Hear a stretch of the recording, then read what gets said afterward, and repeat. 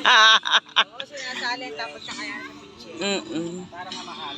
Yung kabilang gin, charot, nasa pitchil na, yung kalahati. Kasi first time namin mag-gin. Ito na po. First time mag-GG.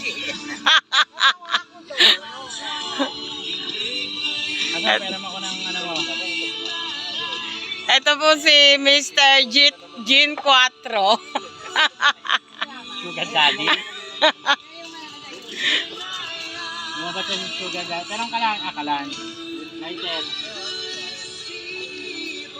Andiyan na dapat yung gin, yung kalahati, charot. Susupin niya.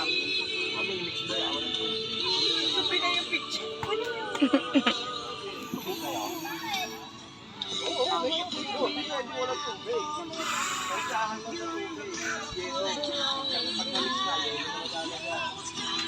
Ah, si Mama nagpapayong pa doon kay La Duday. Senyorita Duda. Wala na naman iitim si Duday, maitim na. Makunti ba to? Yung eto, yung ano.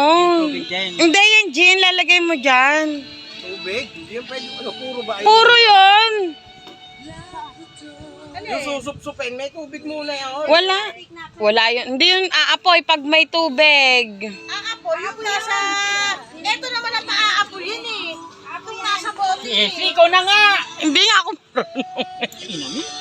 Kasi ano, hindi ako nainom ng gin. Ang yaman.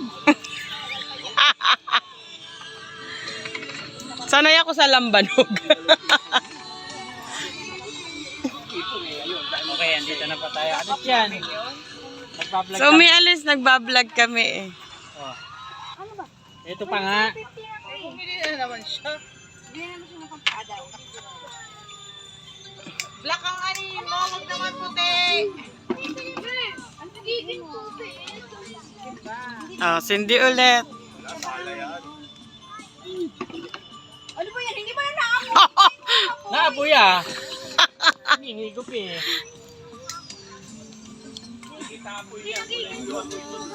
Wala na. Sabi sa'yo, walang tubig yun eh. Yan, sige. Tubig yan, tubig. Yan, sige mo. Yan, pwede yan. Dapat yung kasi gin, hindi apo yan. Ayun, meron pa nga. Meron pa yan. Hindi lang dito, ano, panggabi. Wala po, ano po, palpak po yun. Palpak po Tama yun. na, pirated. Sabi yung kay Gin Bilog. Ah.